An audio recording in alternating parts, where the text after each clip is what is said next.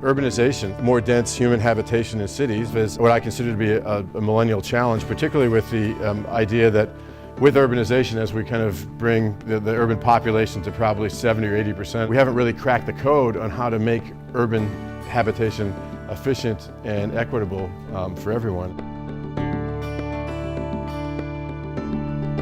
As central governments devolve responsibility down to local governments do not have kind of a well thought out structure for municipal finance. What are their revenue sources? How are they going to maintain their spending as they take on responsibility for managing and delivering goods and services to their public? This is a big deal. And as it turns out, when you do it wrong, the way it really starts to reflect is in the quality of your infrastructure, because if you can't make ends meet on your current account, the thing that you typically do is defer maintenance on long-term projects like infrastructure. This is just kind of detailing the infrastructure funding gap across the world, and it's big.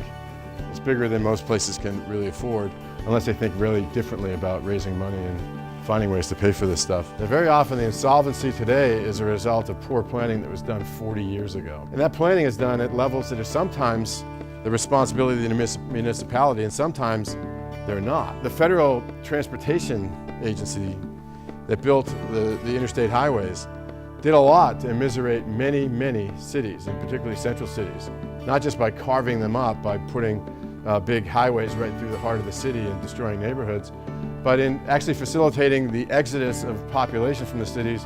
We're going to evade taxation and go and build where it's cheaper and green space outside of the city. So the American development model of kind of hollowing out the core and kind of making all that investment in the Levittowns and the other suburbs outside of the city was in many ways facilitated by infrastructure and planning decisions made by the federal government. One of the things that a lot of people don't understand about Michigan and the fiscal insolvency of at least the 12 cities in Michigan, which included Detroit and Flint and Saginaw and Benton Harbor, that was actually all triggered by a change made at the state level in how they're going to redistribute sales tax money. One act by the governor immediately put 12 jurisdictions into financial insolvency. As it turns out, there was an equity issue there as well, because the majority of the people living in the places that were under emergency financial management were minority.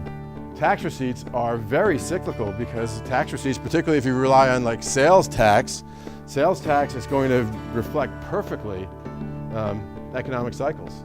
Property tax receipts, which are a little bit less cyclical but still cyclical, and income tax, those are the three major sources of revenue for local governments. And what are they going to do? They can't control the cyclicity of those things, which of course requires you to do what? To manage around those things if you know they're coming.